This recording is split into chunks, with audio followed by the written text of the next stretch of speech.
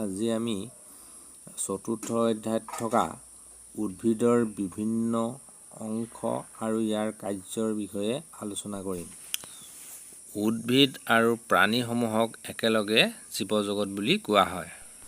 এই উদ্ভিদ আৰু প্ৰাণীসমূহৰ মাজত কিছুমান মিল দেখা পোৱা যায়। গতিকে উদ্ভিদ আৰু প্ৰাণীসমূহৰ মাজত কিনো মিল আছে তাৰে আমি দুটামান বিন্দু চাম। প্ৰাণী আৰু উদ্ভিদ উভয়কে জীয়াই থাকিবৰ কাৰণে আহাৰ প্ৰয়োজন হয়।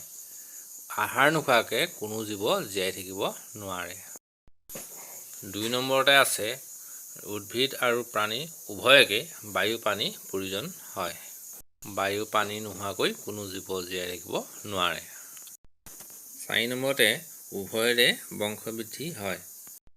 ইয়াৰ অৰ্থ হ'ল এজোপা গছৰ পৰা বহুত গছ হ'ব পাৰে বা এজনী কুকুৰা চৰাইৰ পৰা বহুতখিনি কুকুৰা পোৱালি ওলাব পাৰে। ৫ নম্বৰতে উভয়ে সৰুৰ পৰা ডাঙৰ হয়।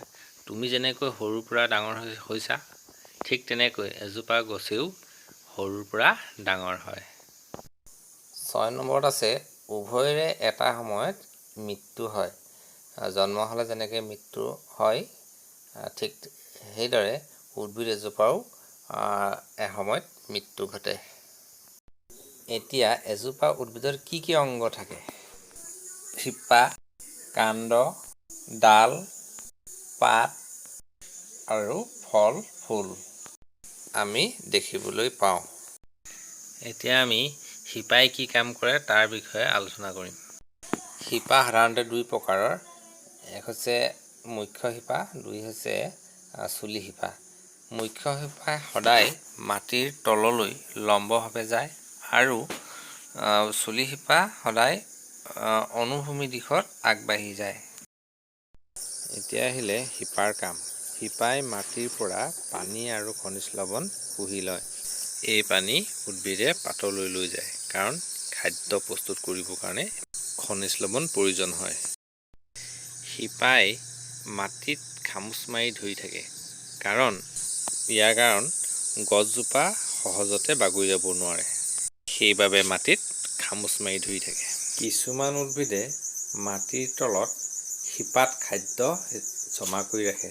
যেনে আলু, পিঁয়াজ এনেকুৱা উদ্ভিদবোৰে শিপাত খাদ্য জমা কৰি ৰাখে। এতিয়া আমি পাতৰ কথা আলোচনা কৰিম। ১ নম্বৰতে আহিলে উদ্ভিদে পাতত খাদ্য প্ৰস্তুত কৰিব পাৰে কাৰণ উদ্ভিদৰ পাতত পত্ৰসহিত কণা থাকে। সেইবাবে সেউজীয়া উদ্ভিদে নিজৰ খাদ্য নিজে প্ৰস্তুত কৰিব পাৰে।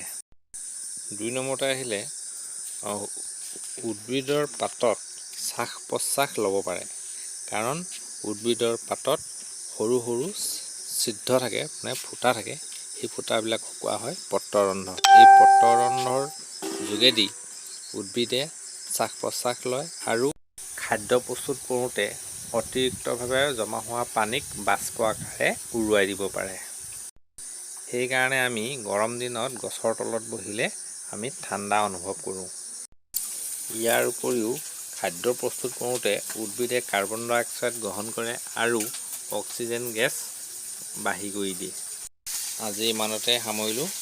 পিছৰ কালাংশত বাকীবোৰ আলোচনা কৰা হ'ব। তোমালোকে পাঠটো নিজেই ভালদৰে পঢ়িবা।